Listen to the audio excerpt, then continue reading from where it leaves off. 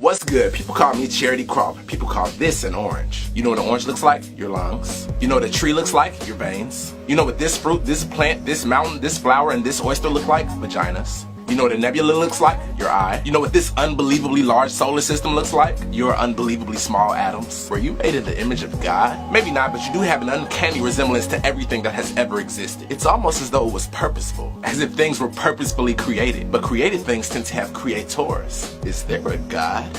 Well, before we answer that question, we must first answer, what is God? Who is God? Like, which God are we talking about? The God of Abraham? Allah? Vishnu? Zeus? All of the above? None of those at all? We can do this forever, so let's make a clear, common definition that we can discuss. Is it possible that there was a thing that came before all other things, was aware of the fact that it was a thing, and thereafter helped to create everything else? That is essentially what we're asking when we say, is there a God? So let's get started. You are an organism. This means that you are an entity made up of smaller systems with specific jobs to aid in your survival. Things like your nervous system, digestive system, blah blah. Well then, by definition, the Earth is also an organism made up of ecosystems like forests, deserts, and oceans. Now, whether you're a believer of science or spirituality, you still believe that we came from the Earth. Evolution says that we evolved from lesser and lesser species that originally spawned from the Earth. Many religions say that we were literally created from the dirt and dust of the Earth. So if you came out of the Earth and you are conscious and aware of yourself, then why wouldn't the Earth be conscious and aware of itself? What if the planet knows that it is a planet? In that case, we would merely be the equivalent of cells to the Earth. Speaking of cells, the definition of cancer is uncontrolled cell growth that thereby becomes detrimental to the organism. Within our continuous pollution and destruction of the Earth as we grow in population is the equivalent to cancer. That being said, tornadoes and hurricanes could very well be the Earth's way of putting itself through chemotherapy to kill off some of the cancerous human cells that are destroying its body. Natural disasters then become more like medication. Volcanic eruptions then become more like sneezes. What we may think is just a random earthquake could actually be the Earth consciously scratching itself to soothe the pain of the itchy humans. The Earth is alive and may be aware of its own existence. If that's the case, then God no longer has to be some bearded man in the sky that we pray to, but could very well be the universe itself. We've been made to believe that in order to think, you need a brain. Therefore, we only consider animals and insects to be conscious. We consider plants and the Earth to be alive, but we don't believe that they can actually think and act and feel like conscious beings can. Oh, but they do.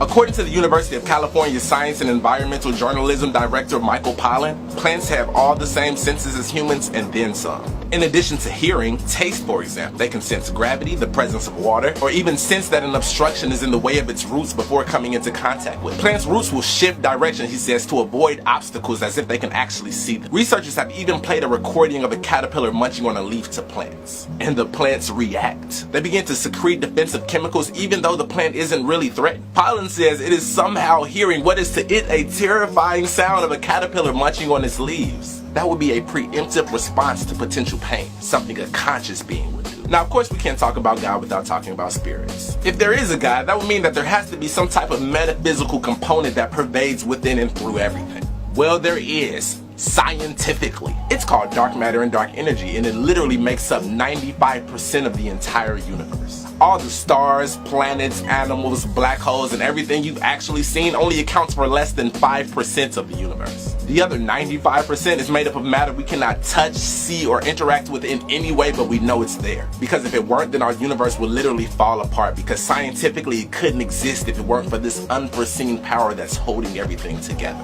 That would be the exact definition that a theist would give for God. This dark matter and dark energy may very well be the spiritual realm that many theologians have spoken of for centuries. We are merely the cells of the Earth. The Earth and all other planets are merely the cells of the galaxies. Galaxies are merely the cells of the universe. In comparison to the universe, you'd be no bigger than an electron is compared to you. But how beautiful it is to imagine that you may be an electron on the body of God.